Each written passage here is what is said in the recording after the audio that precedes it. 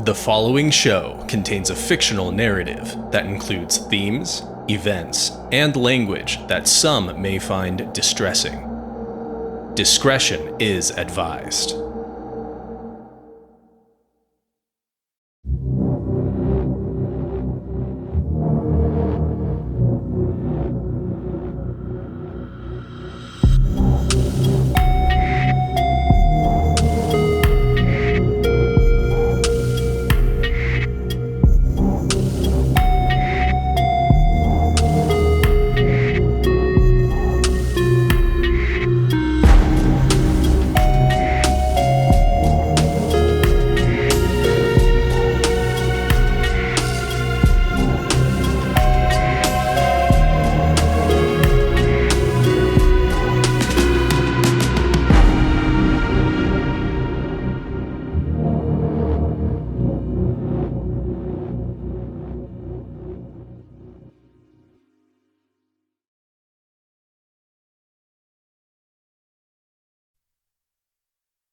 Welcome to This Line Isn't Secure, a Delta Green role-playing game podcast where today we begin our journey through Dennis Detwiller's critically acclaimed campaign, Impossible Landscapes. If you're listening to the show as an audio-only podcast, remember you can also watch the show on the Null Project YouTube channel, youtube.com/@nullproj. That's youtube.com/@NULLPROJ. Delta Green, for the uninitiated, is a role-playing game that combines the shadowy underworld of government conspiracy with the cosmic horror of the fiction of H.P. Lovecraft and its surrounding mythos. In the mid-1990s, when our game is set, Delta Green is a well-intentioned but parasitic organization that clings like a leech to the underbelly of the United States government. Its decentralized, cell-based structure is in place to maintain utter secrecy. Its objective is simple but impossibly daunting. Identify and locate vectors of malignant extranormal influence known as the Unnatural, and destroy them, or at the very least, keep them hidden from the populace. The agents recruited to this cause are usually brought in from some branch of the federal government, assigned to a cell, one for each letter of the alphabet, assigned a code name, given an objective, and put to work by their cell's handler. They do not know the name of the organization for which they work or the real names of their fellow agents, and they are kept in the dark about anything not immediately relevant to their task. To begin this campaign, we will be exploring the activities of M-Cell in 1995. Since this is likely your first time joining us, allow us a moment to introduce ourselves. My name is Libby. I'll be your handler. The handler is what we call the game master in Delta Green, and I will be describing the situations in which our agents find themselves, playing non-player characters and using the game rules to describe the results of the agent's choices. Hi everyone, my name's Ty, and I'm going to be playing U.S. Deputy Marshal Reed Hollis. I'm Charlie, and I'll be playing Adam Blackburn. Hey, I'm Andy, and I will be playing FBI forensic psychiatrist Alexander Shoemaker. And I'm Hawk. I'll be playing Heather Stoddard, freelance math understander and computer botherer. Traditionally, a campaign would begin with a session 0, in which we would set expectations for the game, create characters, fill out their stats, and so on. But since that can be a little tedious to watch, we've decided to do something special for episode 1. We've already done all the preparation for our game, and we would like to introduce you to our characters and their lives in a more unique and immersive fashion. What follows will be a dramatic narrative detailing the days in the lives of our agents immediately before the events of Impossible Landscapes. Let's begin. Reed Hollis is weightless, falling through a thick, gray void. Whispers pass by as he falls, fragments of words that vanish before they can form meaning. The air presses around him, heavy and suffocating. Reed's fall ends abruptly as he crashes into jagged stone, pain tearing through his ribs. Momentum carries you forward, tumbling down endless stairs. Each step scrapes and bruises, the edges sharp as knives. Flashes of light burn the dark. A figure stands on the stairs above, her face partially obscured by the shadows, but you know it's your daughter. She doesn't move. Her body is unnervingly still. her blank expression unbroken as you tumble past her and hit the bottom. I call out to her. You look up as you call her name, and she is already gone. You rise slowly, aching, and take in your surroundings. A vast hall stretches before you, its walls lined with alcoves that disappear into the distance. Each alcove holds a glowing glass bottle, their faint hum filling the silence. The smell of blood and something metallic lingers in the air. Something clamps down on your leg, a sharp and visceral bite. You look down to see a severed head. It's the woman that you failed. Her teeth gnash into your flesh, blood spilling over her cracked lips. Her wide eyes lock onto yours. I lash out with my leg, trying to shake her off. By the time you've registered what's happening fully, enough to take action, the head is gone and there is no pain in your leg. The alcoves shimmer, their lights growing brighter. A voice echoes through the hall, distant and pleading. It's her voice, calling for help, fractured by sobs. The sound of breaking glass rings in your ears as the bottles begin to intermittently shatter and pop in your wake. The hall seems endless. The voice pulls you forward, louder, more urgent with every step.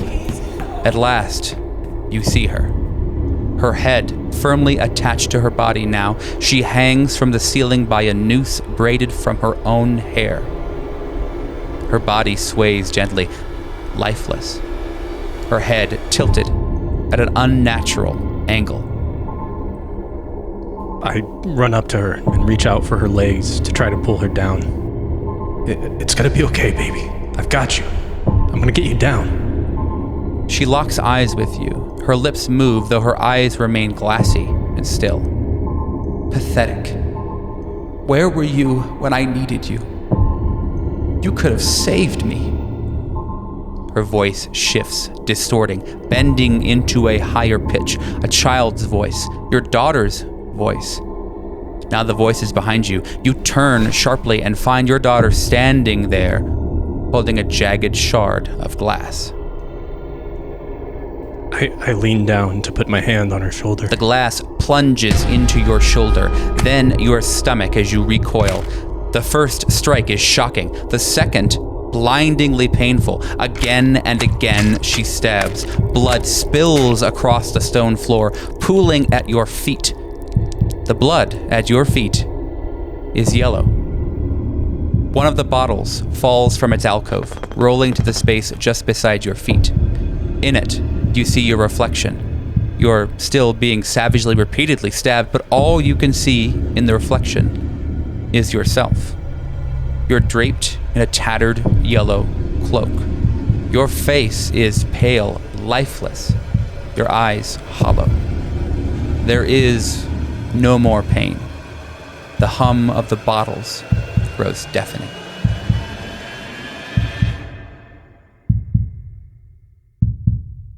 Reed Hollis awakes in a panicked stupor. His head rotates violently to the right, his eyes searching desperately for an anchor to reality. In this instance, his wife, Sylvia. He is greeted by the empty other half of a queen bed. He wipes his short black hair out of an angular, clean-shaven face and rubs the sleep out of his dark green eyes. He takes in the alien surroundings of the bedroom. A tenement in downtown Brooklyn, he remembers. Not the beautiful brownstone in Park Slope, the one that he bought with his wife. The one where his daughter, Emily, took her first steps. That's their domain now. And this is his doghouse, the place where Reed Hollis atones for his sins. Shaking off the terror of the dream and committing himself to rejoin reality, he finds himself still craving that anchor, that connection, something to ground him. So he shifts his slender frame off of the bed, stumbles to the kitchenette, and picks up the phone to call his daughter. Sylvia picks up. Hello? Hey, it's a weekday, Reed. You know this. I'm taking Emily to the bus stop. What do you need? I just wanted to talk to her. We're on our way out the door. It's gonna have to wait. The bus stop is a block away, and the bus doesn't leave for 30 minutes. Just give me 5. 5 minutes, Sylvia. Fine. She clips as she haughtily puts the receiver to her hip and calls for Emily. The conversation with Emily leaves Reed feeling more hollow than he did before he picked up the receiver. Time spent apart is taking its toll on his bond with Emily, as it takes second stage to her relationship with her mother. Despite the trite aphorism about distance and its effect on the heart, nothing can replace these years in a child's life, and Reed knows that. The 6 months that's gone by in the blink of an eye for him is an eternity for a kid her age. Reed is slowly transforming from a real presence in Emily's life to a memory, a concept, a ghost. Reed Hollis can feel himself disappearing. As the void within him gets harder to fill, Reed has turned to cheaper and more vacuous fixes to satiate it. The alcohol dulls his senses, but it doesn't make him feel alive. Lately, the semblance of vitality he's been able to replicate has been provided by the artificial and temporary thrill of playing the lottery. The dopamine rush is short-lived, so he does it often. He throws on some street clothes and a ball cap and dissociates on his walk to the bodega. On the way, he lights up his last cigarette and adds it to the mental inventory of things to pick up. He hears the sounds of a vibrant city, but he does not listen to them, lost in his own mental purgatory. He approaches the garish yellow sign of the building and pulls open the door. "Morning, Ezekiel," he says, without looking at the counter. The call isn't met with its customary response. As he grabs a packaged pastry from the corresponding aisle, he glances curiously up at the counter to see a tall man, definitely not Ezekiel, wearing clothing more formal than you'd expect to see on a bodega employee, and also wearing a white mask.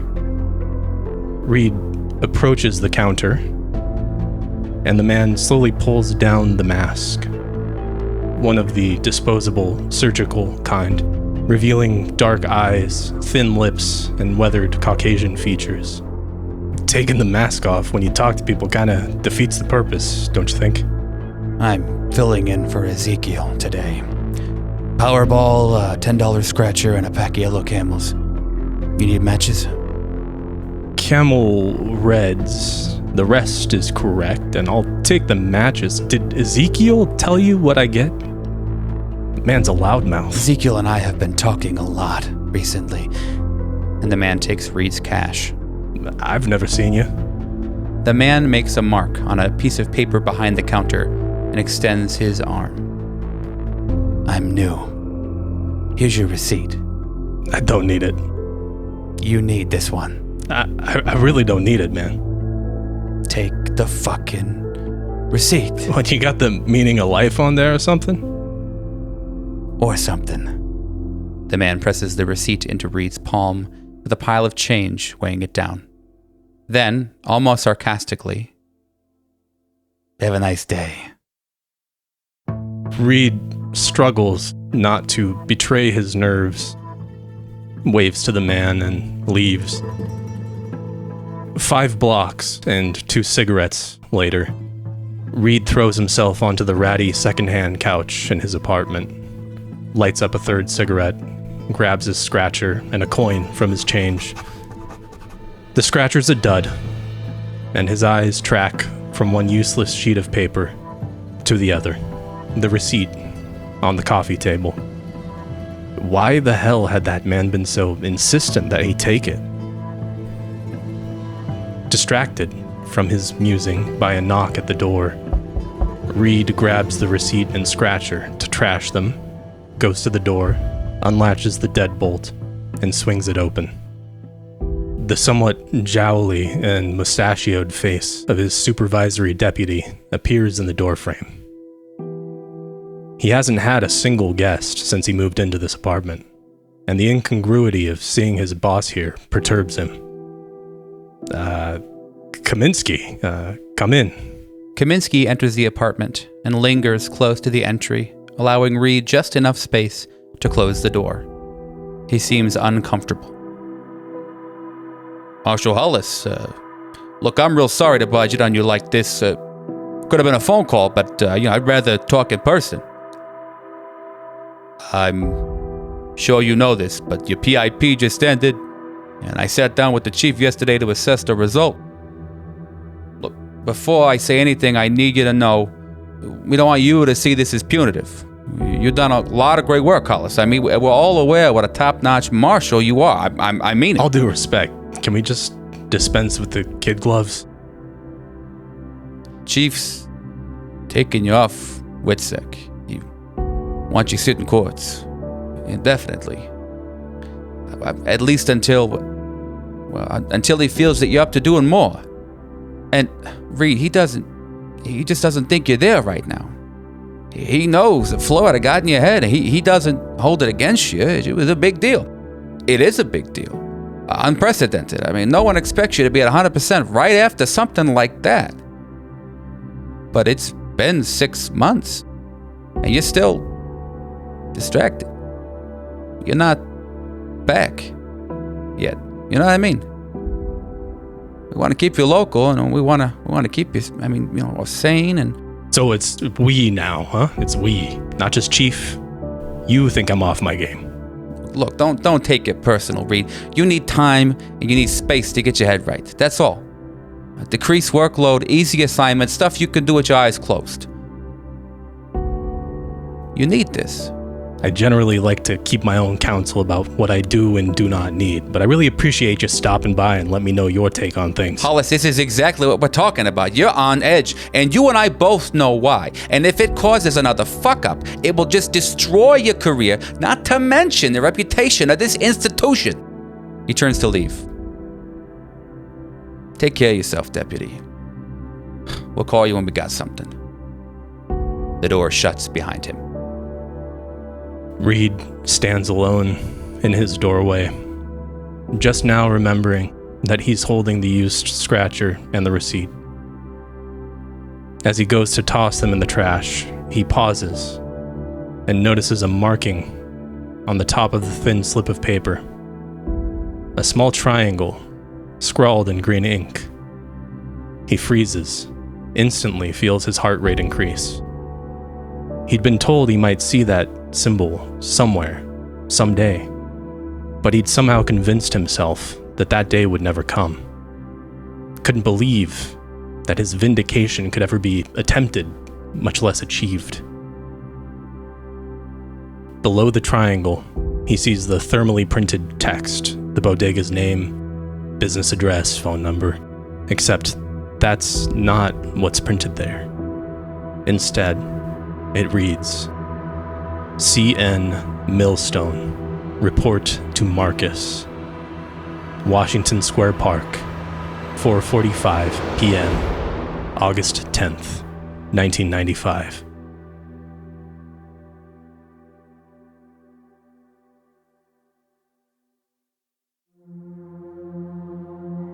The dream begins in darkness. The void, heavy, endless. Faint sounds drift around Adam Blackburn.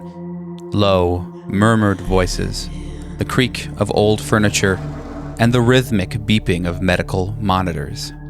The air carries the sharp, sterile tang of antiseptic mingled with the sour scent of decay. Light bursts forth suddenly, harsh and sterile, searing your eyes. You're standing in a long, featureless hallway with pale green walls and scuffed linoleum floors. Overhead, fluorescent lights buzz faintly, flickering erratically. The sound of slow, deliberate footsteps echo faintly from behind you, growing louder with every passing second. Ahead of you is a heavy wooden door with a small rectangular window. A brass plaque beside it reads, Ward 6. Through the window, you catch a glimpse of movement, a shadow pacing back and forth, its motions halting and erratic. As you step closer, the sound of faint sobbing reaches your ears. The door creaks open on its own, revealing a room bathed in soft, golden light. Inside is a nursery. Toys are scattered across the floor, their colors muted as though drained of life. A mobile of stars and moons turns slowly above an empty crib, creaking softly. At the center of the room sits a golden box. Symbols upon its face glow faintly, familiarly, and the lid hangs slightly ajar, exhaling a whisper of cold air. Adam will examine the item. Hello again. The box's mystery's drawn him closer. He reaches out to open the lid all the way. The sobbing grows louder. You turn sharply back toward the door, and the nursery is gone. You now stand in a padded cell. The walls are covered in smeared, jagged symbols, the same ones you saw carved into your father's body. A figure sits hunched in the corner, trembling violently. It's your father. His skin is pale. Fresh blood seeps from wounds on his chest. Adam looks at his father, wide-eyed, and tries to run to him, attempting to stop the bleeding with his shirt. Dad! Dad! Talk to me! You can't do this to me! You hear me? His father doesn't lift his head, but his voice, ragged and broken, cuts through the air. You let me die. The sound of child's laughter echoes behind you, high-pitched and hollow. Turning, you see the golden box again, its lid thrown open now, revealing darkness that rises like a living thing, shifting and pulsing as if it's breathing. The darkness spills out, crawling across the floor like a shadow come to life. It climbs the walls, its tendrils reaching for the symbols, which one by one begin to glow. The dimensions of the cell stretch and twist, the walls groaning as if in conscious protest. A man's voice, deep and familiar, calls your name. Your stepfather's voice. His shadow appears on the walls, impossibly tall, his shape warped and grotesque. The voice grows closer, but you see nothing but the looming shadow. Adam clenches his jaw and spits back in hatred. Always hiding behind something, huh, Maurice? Show yourself! Make it hurt like before! The toy box slams shut with a deafening snap. And now you stand in another hallway, the walls lined with framed photographs. Each frame displays a portrait with a blank, featureless face, name tags pinned to their chests. One catches your attention. It's your father. His carved chest is visible, but the symbols gouged in his chest are gone, replaced by a single chilling word. Release. What the The hallway tilts violently, the floor beneath you cracking open. You fall into another room, smacking punishingly into the floor. It's your family's living room, or at least a perfect representation, but something feels wrong. Your stepfather sits in his usual chair, a newspaper held up, obscuring his face. Your mother sits across from him on the couch, her body slouched, her eyes vacant and unfocused. A thin trail of smoke rises from the cigarette in her limp hand, curling lazily toward the ceiling. Adam sends a look of sheer hatred towards his stepfather. Can't even look at me in the eye, can't you, you fucking pimp? What do you want from me? The newspaper bursts into flames. The fire consumes it in seconds, revealing your stepfather's face, scarred, grotesque, and grinning. His vacant eyes bore into yours as he speaks. You can't bury the past, Adam. It's in your skin. It's in your blood. Viscous, acrid red fluid begins to drip from the ceiling, a steady, relentless stream. It saturates the carpet around you. In the center of the room, the golden box appears again. The lid is open, and a small hand reaches out from within. Its pale fingers twitch unnaturally, growing longer as they emerge. The hand transforms, twisting into a fully grown adult arm, then into something else entirely, black and skeletal, with impossibly long fingers tipped with claws. A scream you recognize as your birth father's tears through the room, raw and agonized. The walls buckle, collapsing inward, leaving you in a dark, dimensionless space, filled with faint whispers and glowing symbols floating ethereally around you. The void begins to press in on you. The sensation is felt, not seen. You observe your own reflection in the darkness, watching as the symbols press into you, scalding hot as they brand into your flesh. Your reflection smiles, its eyes gleaming with malice. You open the door, it whispers. He's hungry. You rise abruptly, gasping for air, your chest heaving. The faint scent of antiseptic lingers in your nostrils, sharp and cloying. Even the thin line of dawn that's crept through the small window of your concrete suite seems to be cowering at your shadow on the wall. Prisoner 1994-06723-QC stares upon a familiar sight. Walls. 6 a.m. Another morning in ADX Florence, Colorado, as the automatic lights turn on, signaling the start of the day. He slowly lifts his massive form from the bedding he was resting on moments ago, and begins his morning stretches in his 7 by 12-foot cell that can barely contain him. His broad shoulders and thick neck ache from the poor sleep quality, but no complaints can be heard from him as he massages the pain away. 6:30 a.m. Breakfast is delivered through a small slot in the cell door. Scrambled eggs, processed meat, saltless hash brown, and coffee. The meal satisfies nothing except the human rights laws and the warden's sixth sense of humor. At 7, he shaves and looks in the mirror to observe the man that made all the decisions that led him to this point. His hair, once dark brown, now has streaks of gray in it. His sharp eyes have become marked with crow's feet on the edges of his weathered face. As midday rolls around, he gobbles down a meal titled lunch and is escorted out for his daily exercise period. Recreation time, though constantly banal, offers the majority of the weak pleasures federal prison has to offer Adam, and the occasional meeting with his attorney, Gary Langford, part of the ongoing appeal process. As Adam walks across the yard, he is approached by a guard escorting a smartly dressed person, notably not Gary, towards him. She motions to one of the concrete tables as the guard leaves him to their business, but he stays standing. I only get one visitor, and you're not him. You sure I'm the right guy? I'm your new representation. Gary wasn't pulling his weight. And you think you can do better? Let me ask you a question. What would you do if you could be out of here by, say, next week? Someone with a serious intention of being granted parole should think about these things.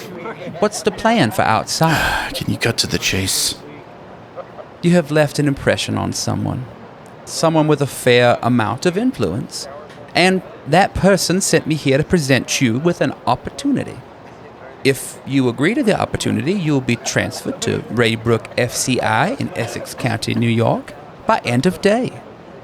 You would also be given a special work release to assist in an FBI-sanctioned joint task force. If all goes well, it is possible that you could see freedom a lot sooner than you was expecting. Who are you? I'd encourage you to follow the important portion of this conversation. If you wish to see more than 1 hour of sunlight per day, you'll accept the offer. Unless, of course, you prefer it here. Listen, I got fucked last time I took a deal. How do I know that whatever you're saying isn't bullshit? You're just gonna have to take my word for it. What the fuck does the FBI want with me? They need a trigger man. Expect your transfer in the next few hours, Agent Meridian. Meridian? The woman ignores him, turns on her heel, and walks back toward visitor entry. 2 hours later, several guards enter his cell, escort him through multiple security checkpoints, and eventually to an unmarked white van. He asks the marshal driving the van if he can make a call on the car phone. He obliges, surprisingly, and Adam enters the phone number, his fingers heavy and clumsy with anticipation. The electronic rings punctuate his final moments in the maximum security federal prison as the van passes the security gate. There is no answer on the other line. Adam speaks the electronic lady's line in tandem with her, mimicking the greeting the way he always has when making calls from the inside. He leaves a message. Hola, cariño. I'm heading to Essex County. They cut me a deal. I miss you. I'll see you soon.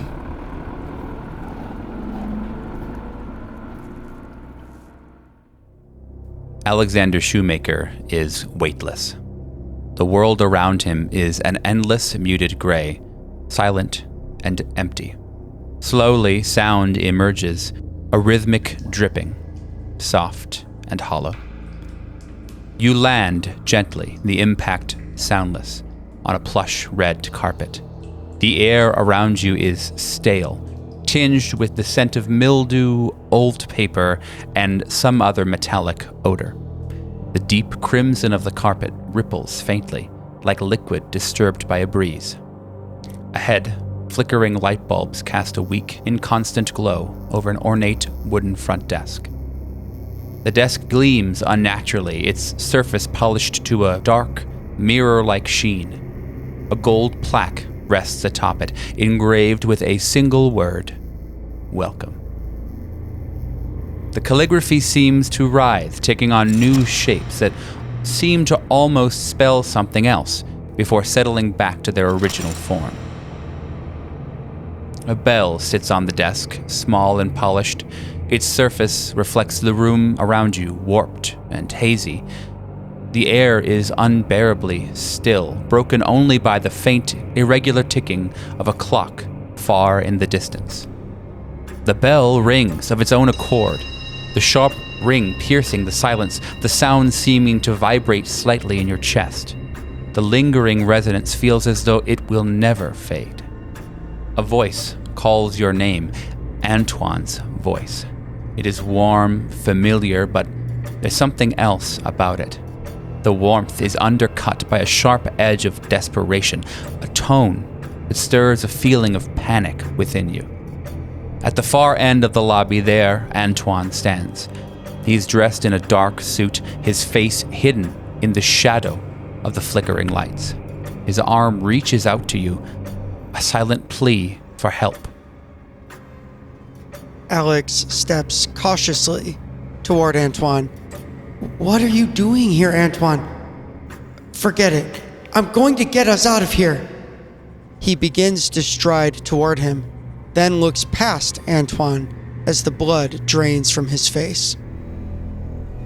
Behind him, a large, faded painting hangs on the wall. At first glance, it depicts a barren field, but as you stare, it shifts. A burning forest, then a flooded city. The details are blurring, blending, reforming. The bell rings again. Your gaze shifts back, and Antoine is gone. In his place stands your father, his arms still outstretched. His cold, disapproving gaze chills you, locks you in place. No, no, no! The walls around you begin to shift. the space warping grotesquely. The faded wallpaper peels away, revealing dark wood beneath. The wood glistens wetly, faint symbols carved into its surface. The carvings shift and reposition themselves, their meaning indecipherable. The bell rings louder this time, the sound so powerful that the floor ripples like water. Ahead, a staircase comes into view, impossibly steep, its threadbare runner hanging in tatters. At the top of the stairs stands Antoine again, but his face inscrutable, his features distorted beyond recognition. Another ring of the bell. Antoine's voice echoes down the staircase. "Why can't you love me?" The words carry a mournful weight, but there's an accusation in his tone that cuts deeper than the sorrow. I do love you. You know I love you. Alex starts up the stairs. At first, it's one step at a time, then two, then he scrambles on all fours up the stairs, desperate to reach Antoine. The staircase stretches upward into an infinite darkness. The bell rings again, its sound twisting Antoine's form. His limbs elongate as he crawls, his movement jerky and wrong. A flood begins to rise. The water is dark, brackish, pulling at your feet. It carries fragments from the past. A child's shoe, a cracked chalice, a torn sermon page. Floating among the debris is a photograph. You and Antoine, smiling. The image is warped, its edges burned. The water drags at you as you climb the stairs, its tidal pull growing heavier with every step. The bell rings again, deafening now. As you finally reach the top of the staircase, your father stands there with his arms outstretched as though delivering a sermon. His voice booms, layered and inhuman, echoing with a cold finality. The second flood will cleanse all lies. The sinful world will be cleansed, born again by water. You are the liar! You died for nothing! You monster! You left me and my mother for nothing! You lose your footing, the stairs dissolving into nothing beneath you, and stumble backwards into the flood. The water envelops you, and the sound of the bell becomes muffled, its tone haunting and distorted. Beneath the surface, Antoine appears in the murk below you, his face mournful. A wedding band rings his finger. He holds another ring up towards you, his lips moving silently. Alex frantically swims toward Antoine, but despite his efforts, he is no closer to him than he was before. Alex screams silently, feeling the water rush into his throat and lungs. He doesn't care. His cry gurgles a thin trail of bubbles from his mouth as he kicks his legs in fruitless desperation to reach his lover. A hand reaches from the darkness, your father's hand. It grips Antoine. His face appears full of disdain. He smiles scornfully and speaks. Despite the water, Alex can hear him perfectly clearly. And the sons of the kingdom will be thrown into the outer darkness. There shall be weeping and gnashing of teeth. Your father pulls Antoine into the unseen depths as the water around you churns violently. The tone of the bell rings out, its frequencies shattering the inundation around you like brittle glass. You lie on the ground, perfectly dry, gasping for air. You lie back in the lobby, the bell now unassuming and silent on the desk. Beyond the desk, a key rack has appeared on the wall. All of the hooks are empty save for one. A single key hangs, affixed to a bright yellow tag. Suddenly, the bell's tone reverberates one final time, splitting the atmosphere of the space as the lights flicker and extinguish. In the suffocating darkness, a voice whispers, "You can't escape the flood." You wake abruptly, drenched in sweat, your breath shallow. The phantom sound of the bell lingers faintly in your ears. as though coming from a room just beyond the walls. The time on the alarm clock is 3:47 a.m. Alex wipes the sweat off his brow and stares at the clock, making an internal calculation. Trembling, he reaches for a pill bottle on his nightstand.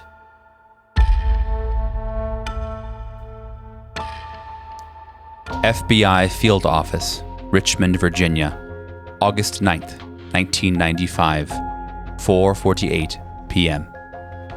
We open on a wooden door slightly ajar.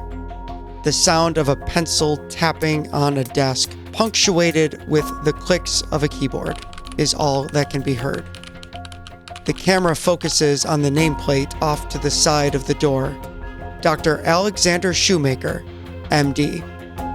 The camera pans through the opening in the door and settles on a 30-year-old man.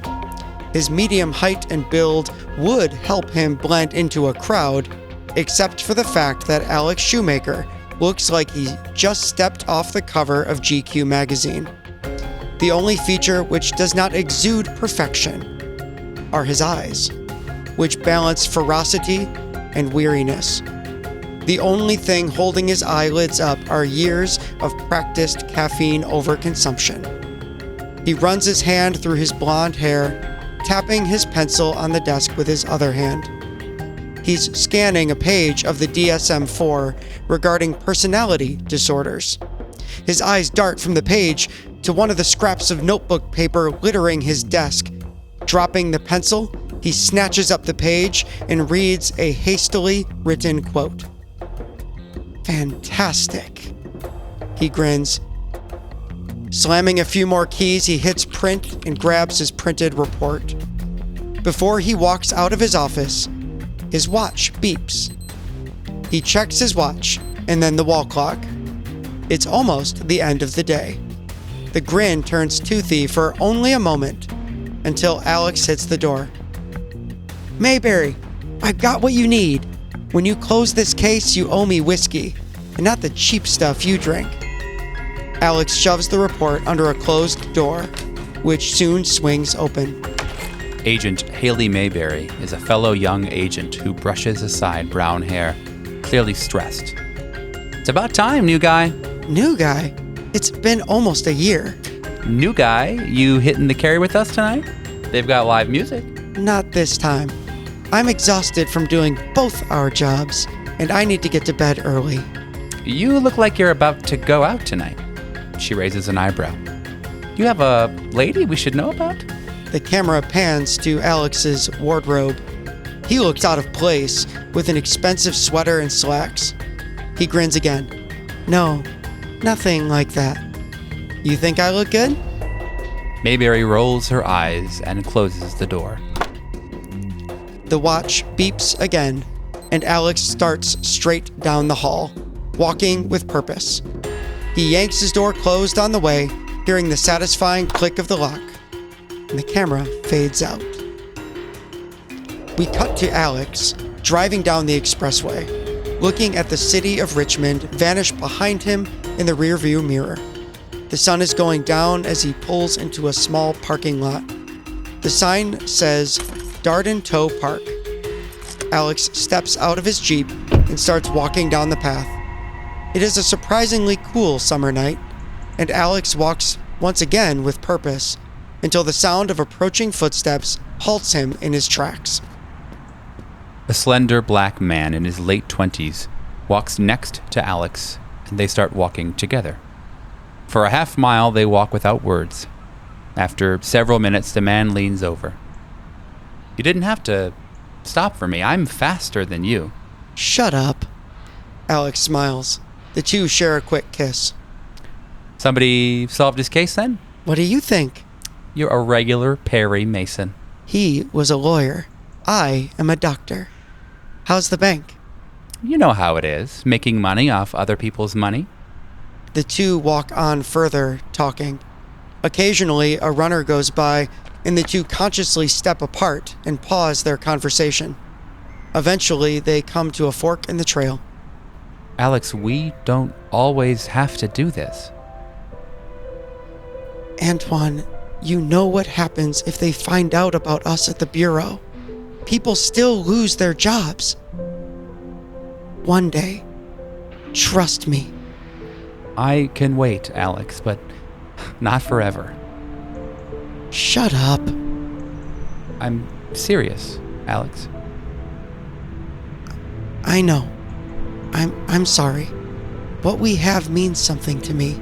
I just can't. I get it, Alex. I do. One day. You gave me your word, and I'm gonna hold you to that. They kiss one more time before taking 2 different paths down the woods.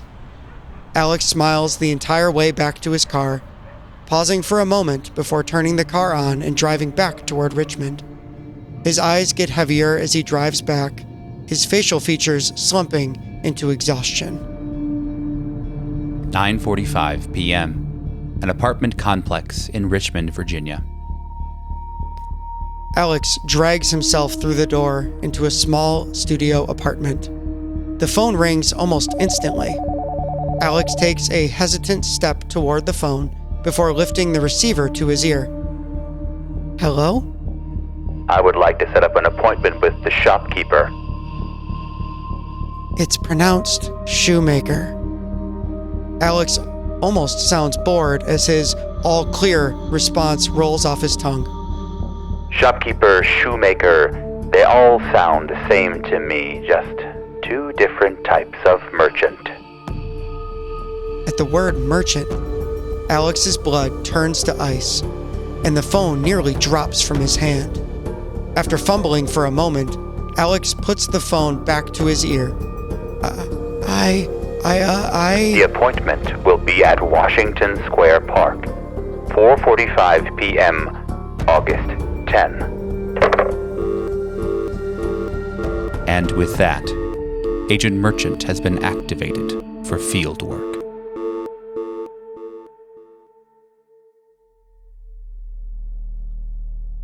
Heather Stoddard stands in Midtown Camera, Clock, and Circuit. The air is stale, heavy with the smell of dust and oil. Dim fluorescent lights flicker above, casting wavering shadows on the floor. The ticking of clocks grows louder, sharp, and uneven, each tick slightly out of sync with the others. I feel out of place, out of the rhythm of this place. I can feel the stiff and constricting collar of the suit I wore back at Fort Meade around my neck. I run my hands over the lapels, feeling the cracked plastic of my old badge. I know somehow that the face printed on the badge isn't mine, but I can't bear to look at it. The shelves around you twist and stretch, their edges warping into unnatural curves. Mechanical parts and clock faces line every surface, ticking pendulums swaying like metronomes, their shadows crawling across the walls. The room seems to breathe, each creak of the wood floor pulling you deeper into the labyrinth of shelves.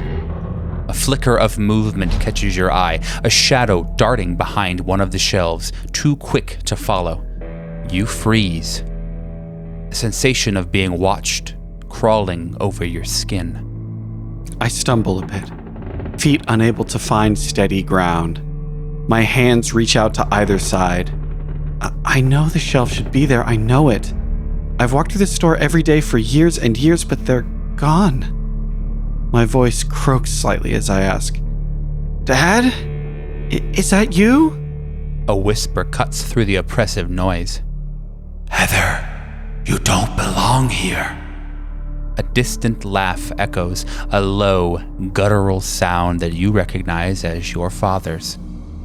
Ahead, the shelves part, revealing a narrow spiral staircase descending into darkness. The steps are scattered with torn pages from old scripts, their edges yellowed and brittle. As you step closer, you see your name scrawled in the margins of one page, next to another name, Abigail Wright. I mutter the name under my breath as I bend and pick up the scattered and tattered pages. Abigail. Abigail Wright? I can feel the pages almost crumbling beneath my fingers, breaking up like flakes of dried skin. The ancient ink somehow still wet and smearing over my fingers as my name blurs into an unreadable smudge, leaving only Abigail's name there on the page. The staircase leads to a decrepit bookshop, its shelves crumbling under the weight of ancient, dust-covered tomes. A single candle burns on the counter, its weak flame casting long, distorted shadows across the room. The walls groan, the wood bending unnaturally as though alive. A cracked mirror hangs on the far wall. Your reflection stares back at you, but something is wrong. You're dressed in an elaborate theater costume, your face painted pale with rouge accents, like a porcelain doll. Behind you, Abigail Wright stands, her eyes dark and hollow. She leans in close to your reflection and whispers, "Read the script. Find the truth." My fingers are still now, unshaking as they rise in front of my face and try to grasp at the edge of a mask. I grunt with effort as I press my fingers harder and harder against my skin, trying to pry at the edge of a mask that isn't there. Each move makes my fingers slide, still wet with ink across my face, smearing white grease paint and black ink in gouges over my pale skin. The shelves tremble violently, and books begin to fall, thudding to the floor. You reach for one, its cover catching your eye. The face of your coworker stares back at you, hollow-eyed and lifeless. Blood seeps from the edges of the cover, pooling at your feet. You stumble backwards, your foot catching on shattered glass. The shards reflect fragmented moments of your life. Your father yelling, Martin walking away, and the dim glow of a stage light. Each memory cuts deeper than the glass.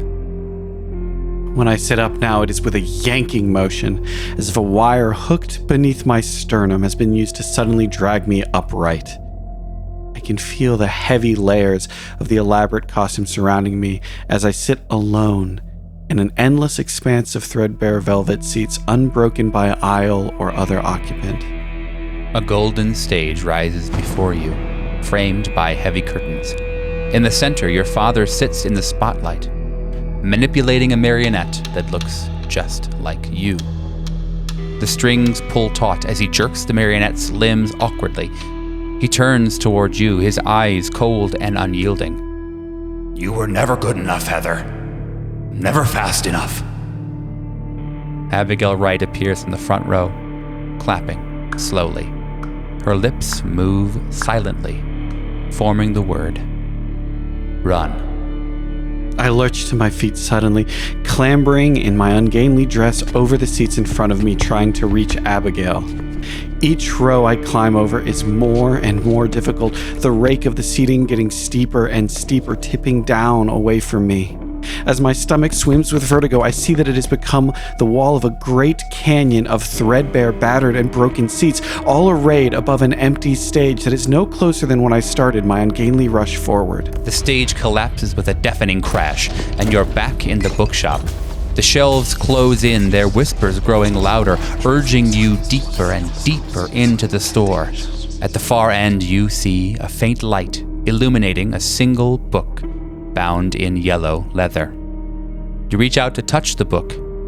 The moment your fingers graze the cover, a figure steps out of the shadow.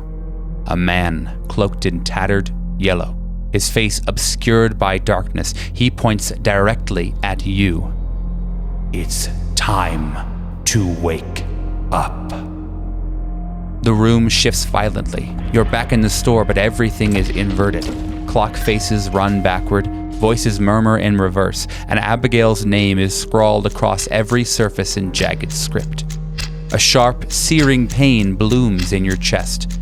You look down to see the hands of a broken clock embedded in your skin, ticking wildly. The sound grows deafening, drowning out all other noise. I reach down and I hold on to one of the clock hands, stilling its ticking, and I haul at it. I can feel the bones beneath my skin shifting with each wrench. I yank it again, harder, wrapping another hand around it. I can feel my head spinning as the air leaves my lung. I feel fractured fragments of porcelain, glass raining down around me, strings dropping away from my limbs as I finally tear one of the clock hands free from my chest, dragging a jagged shard of bone with it as I let out a ragged scream of pain. The man in yellow looms closer, his voice now Abigail's. No one escapes. You wake with a gasp, clutching your chest, drenched in sweat. The phantom ticking echoes faintly in your ears, fading into silence.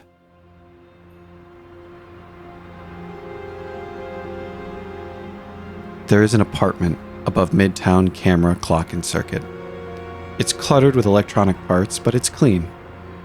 The window is propped up with a old 2x4. The sounds of Midtown Manhattan at midday occasionally intrude into the room. Car horns, occasional shouts in English, Korean, and other languages. Bookshelves lining 2 walls sag under the weight of cheap printings of technical manuals and cheaper mass-market paperbacks. Max sits at the kitchen table, now covered in piles of metal parts all carefully laid out on top of old newsprint. Max is a man in his 60s, gaunt with sunken eyes. He has thin gray hair, and he moves the mechanical parts around the table with slow consideration, moving them from one side to another, back to the other, and back again. Always with consideration, but not always with confidence. The door opens, and Heather enters, pulling a grocery cart laden with bags behind her. She's a short and somewhat bony woman in her 30s with dark bags under her eyes. Thin, blonde hair hangs just down to her shoulders, and it's plastered to her scalp and forehead by sweat from the Manhattan summer. If you could figure out some way to turn some part of your genius towards fixing the air conditioning, it'd go a long way to making the summer a little less miserable, Max. Did you pick up those O-rings? Heather is moving into the kitchen to unpack the groceries. Her black tank top is sticking to the small of her back. Yes, of course, those and the rest of the list, as usual. I brought all of them back to your little dukedom, Max. Did I mention I think I've nearly got the compressor issue sorted? I'm almost certain that you did not, and even more certain that you'll tell me all about it. There's no need to be snippy. I'm just trying to share with you. Don't you always say I should be more open and sharing with you? Always is a touch much, don't we think, Max? I mostly meant about how you were feeling. Well, I suppose right now I'm feeling like I've nearly got the compressor issue sorted. Come take a look. Let me put the produce away before I cover my hands in grease, please. The silence between the two, broken by the ticking of the single functioning wall clock, more horns honking outside. The shelves in the fridge rattle at last as the door closes. Heather walks to the table.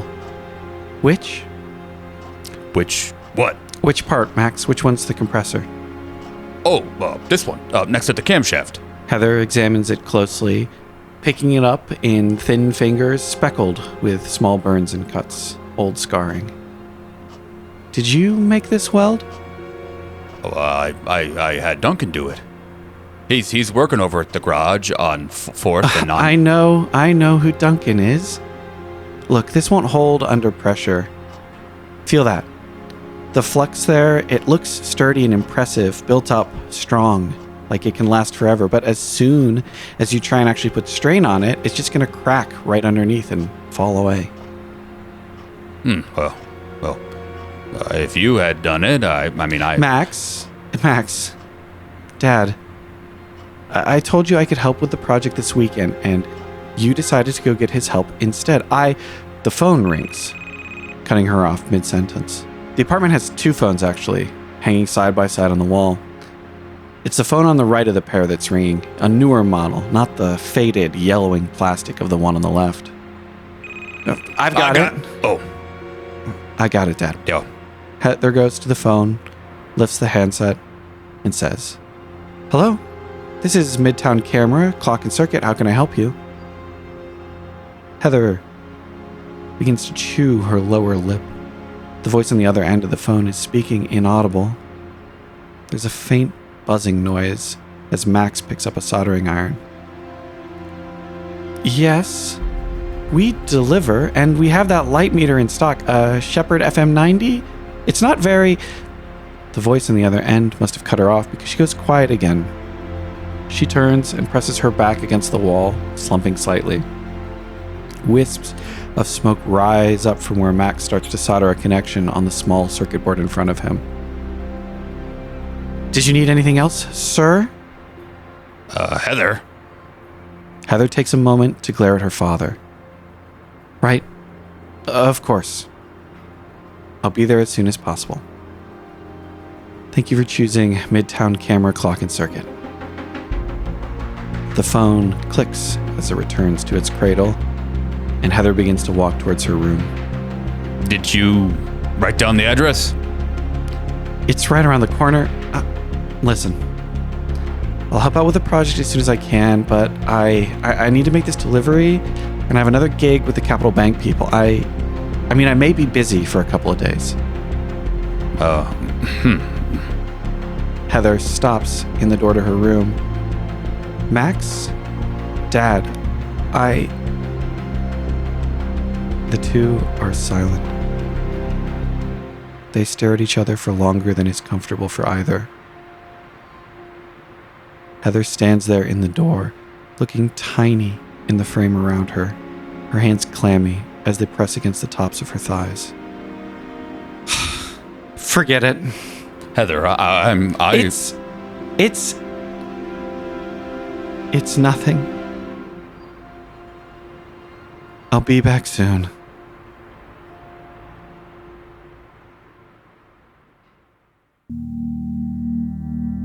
Thanks so much to our viewers and listeners for spending this time with us.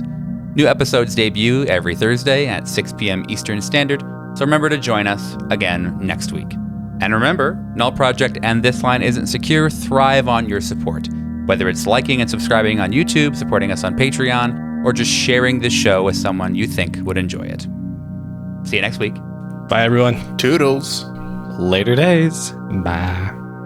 Make it a fantastic one.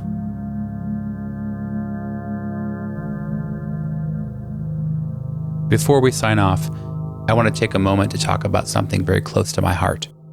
This podcast is about exploring darkness and fear, but in real life, those feelings can be overwhelming. I want to remind you that if you're feeling lost, lonely, or struggling, you don't have to face it alone. There are people who care about you and want to help. If you're in the U.S., you can call or text 988, the Suicide and Crisis Lifeline, for free, confidential support 24/7. Wherever you are, there are resources and there is hope. You matter and your story matters. We'll see you all next week.